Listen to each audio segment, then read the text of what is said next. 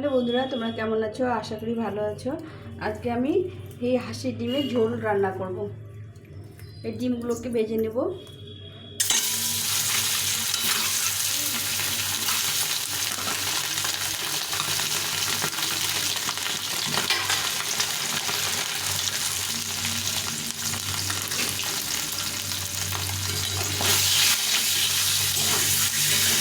ডিমগুলোকে একটু ভালো করে ভেজে নেব।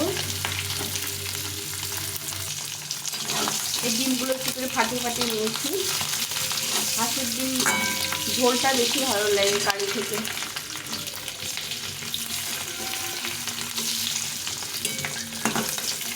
ডিমটা একটু ভালো করে লাল করে ভেজে নিলাম।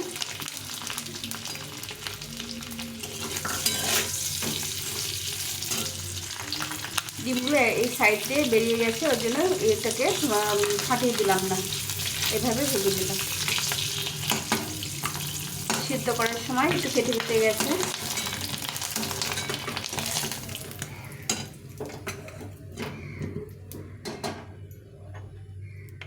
এখন এর মধ্যে তেল দিয়ে দেবো, পরিমাণ মতো তেল।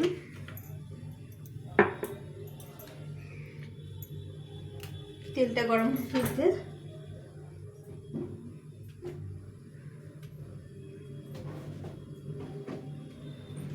তেলটা গরম হয়ে গেছে। শুকনো লঙ্কা, একটু গোটা জিরে দিয়ে দেবো।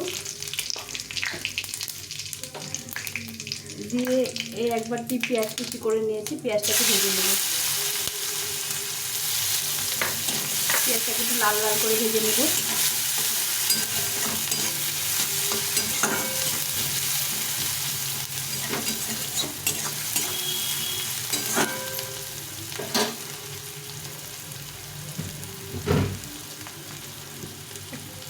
একটা তেজপাতা দিয়ে দেবো।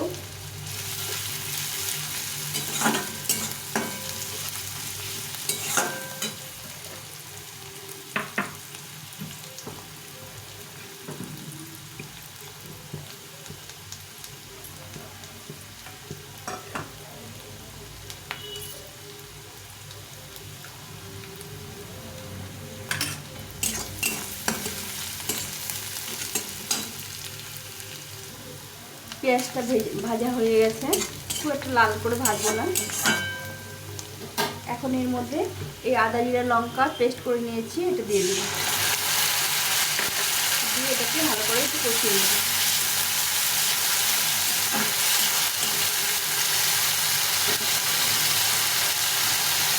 এখন দেবো লবণ আর হলুদ গুঁড়ো।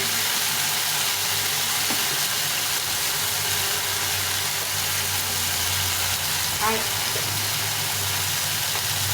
1 চামচ কাশ্মীরি লঙ্কা গুঁড়ো। এটা দিয়ে একটু কষিয়ে দেবো।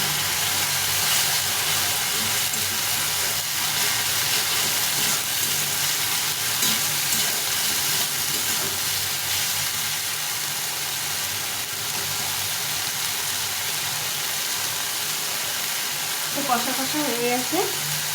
এখন এই আলুগুলো সিদ্ধ করে নিয়েছি, এগুলো লাল আলু, এটাকে ম্যাশ করে দিয়ে দেবো এর মধ্যে।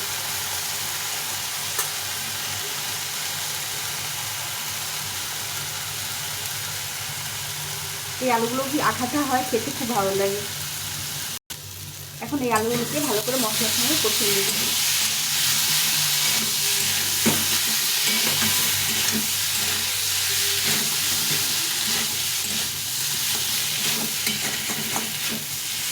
এই হাঁসের ডিমের ঝোল এভাবে খেতে খুব ভালো লাগে। কারি করে তো খাওয়া যায় সব ডিমে, কিন্তু এই হাঁসের ডিম এইভাবে ঝোল করে খেয়েও খুব ভালো লাগবে। আর খুব অল্প সময়ের মধ্যেই হয়ে যায়।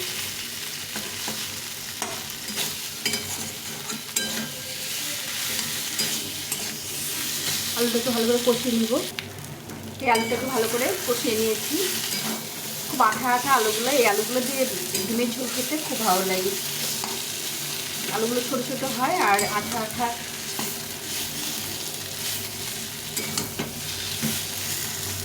এভাবে ভালো করে কষিয়ে নিয়ে এখন এটাতে জল দিয়ে দেবো। এই জলটা ফুটিয়ে রেখেছিলাম, গরম গরম জল দিলে এই তরকারিটা ভালো লাগে।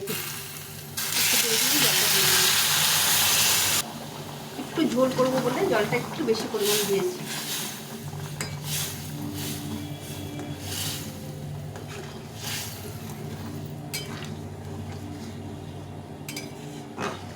এভাবে ডিমের ঝোল বানিয়ে খেয়েও, হাঁসের ডিমের ঝোল খুব অসাধারণ লাগে খেতে।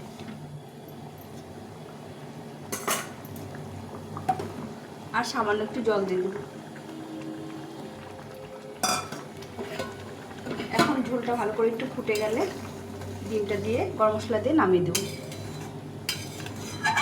কত সহজে হয়ে গেল বলো। দেখো ডিমের ঝোলের কালারটা কত সুন্দর হয়েছে, আর ঝোলটা কতটা গাঢ় হয়েছে।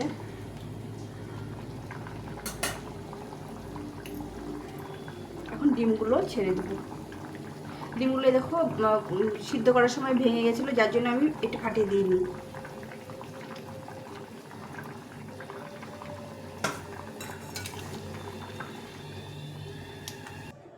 এখন একটু এই গরম মশলা বেটে দেবো। এটা বাটা মশলাটা বেশি ভালো লাগে। দারচিনি আর এলাচ নিয়েছি গুঁড়ো করে, এটাকে বেটে দেবো।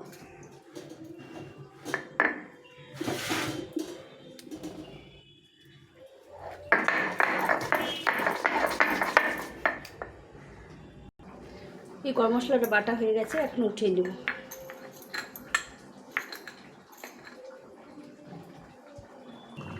এই দেখো ঝোলটা ফুটে গেছে, ফুটে কি সুন্দর সর পড়ে গেছে চারিদিকে। আমাদের গ্রাম বাংলার রান্নাগুলো এই ধরনেরই হয়, খুব সাধারণভাবে রান্না করি আমরা। এখন এই বাটা গরম মশলাটা দিয়ে দেব। দারচিনি আর এলাচ বেটে রেখেছিলাম, এটাকে দিয়ে দিলাম। দিয়ে এটা নামিয়ে দেব। এখন এটাকে নামিয়ে দেব।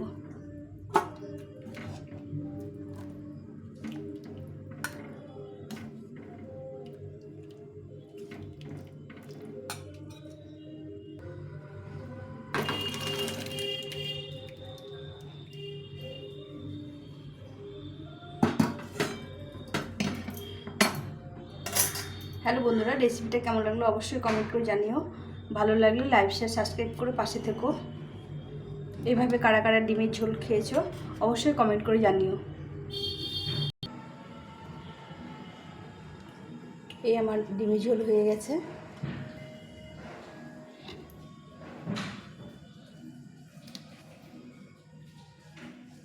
তোমাদের কেমন লাগলো অবশ্যই কমেন্ট করে জানিও। ভালো লাগলে লাইক শেয়ার সাবস্ক্রাইব করে পাশে থেকো। টাটা।